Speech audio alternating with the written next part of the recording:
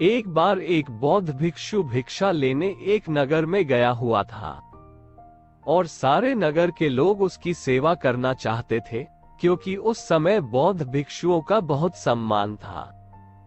इसलिए जिसे भी पता चला दौड़ा दौड़ा उस भिक्षु के पास पहुंचा। उन्हीं में से एक वेश्या भी थी जिसने उस भिक्षु के बारे में सुना तो उसे देखने चली गई, और जैसे ही उसने उस भिक्षु को देखा वह देखती ही रह गई।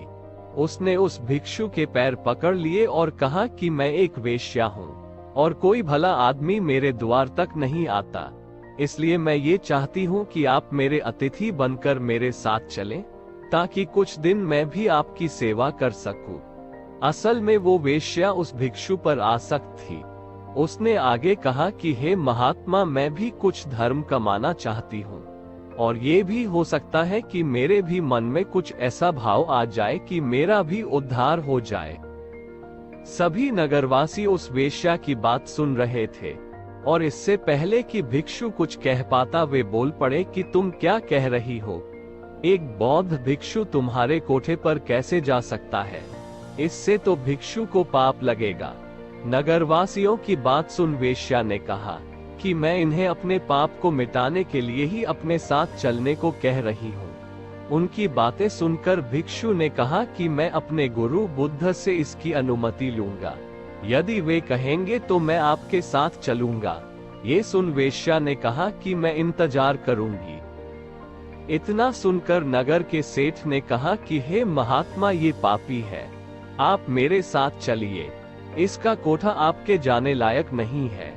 इतना सुनते ही वो वेश्या बोल पड़ी कि तब तो इस नगर वाले सारे अमीर पापी हैं, वे सभी मेरे पास आ चुके हैं, और सेठ जी आप भी तो मेरे पास आते हैं, तो तुम पाप से कैसे मुक्त हो?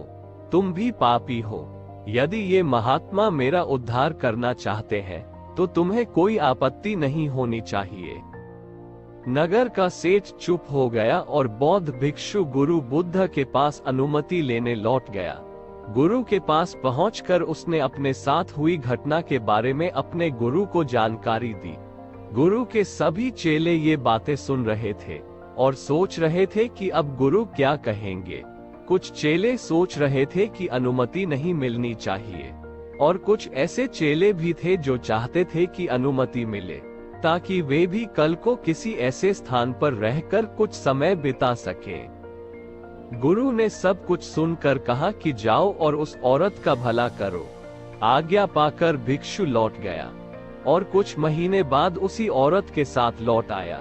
उसे औरत के साथ आया देख सभी चेले आपस में कहने लगे कि देखा संगत का असर, आखिरकार इस औरत ने अपना जादू चला ही डाला और अच्छे भले भिक्षु को सांसारिक जीवन जीने वाला बनाकर अब शायद विवाह की अनुमति लेने आई है। लेकिन गुरु को पता था अपने चेले का, इसलिए गुरु उन्हें आता देख मुस्कुरा रहे थे। भिक्षु ने अपने गुरु के पैर पकड़े और कहा कि हे गुरुजी, मैंने इस औरत का उद्धार कर दिया है, अब ये एकदम शुद्ध आत्मा बन चुकी है, अतः इसे भी अपना शिष्य स्वीकार करे।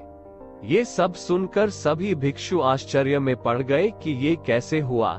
चरित्र तो हमेशा बुरे के साथ रहकर अच्छे का खराब होता है। हमें बचपन में यही सिखाया जाता है कि बुरे के साथ रहकर तुम भी बुरे बन जाओगे। तब गुरु ने कहा कि देखो इस भिक्षु को जिसने मेरी आशा के अनुरूप कार्य किया, इस औरत के चरित्र को अपने चरित्र जैसा बना दिया, न कि खुद को बदलने दिया। ये ठीक उसी प्रकार है जैसे कमल कीचड़ में रहकर भी कीचड़ जैसा नहीं होता। दोस्तों, आपके अंदर यदि बुरे विचार आते हैं तो अपनी संगत बदल डालिए। अच्छे लोगों के साथ ही आप अपने आप को ढालने की कोशिश करें। जैसे आप बुरे विचारों का स्वागत करते हैं, वैसे ही अच्छे विचारों को भी अंदर आने दें, उनका विरोध न करें। जैसे ही आप अच्छे विचारों के लिए अपने मन के द्वार खोल देंगे, आप पाएंगे कि आप एक अच्छे इंसान बन चुके हैं। दोस्तों, जरूरी नहीं है कि बुरी संगत का नतीजा हमेशा बुरा ही हो। वो हमें तय करना है कि क्या सही है और क्या गलत।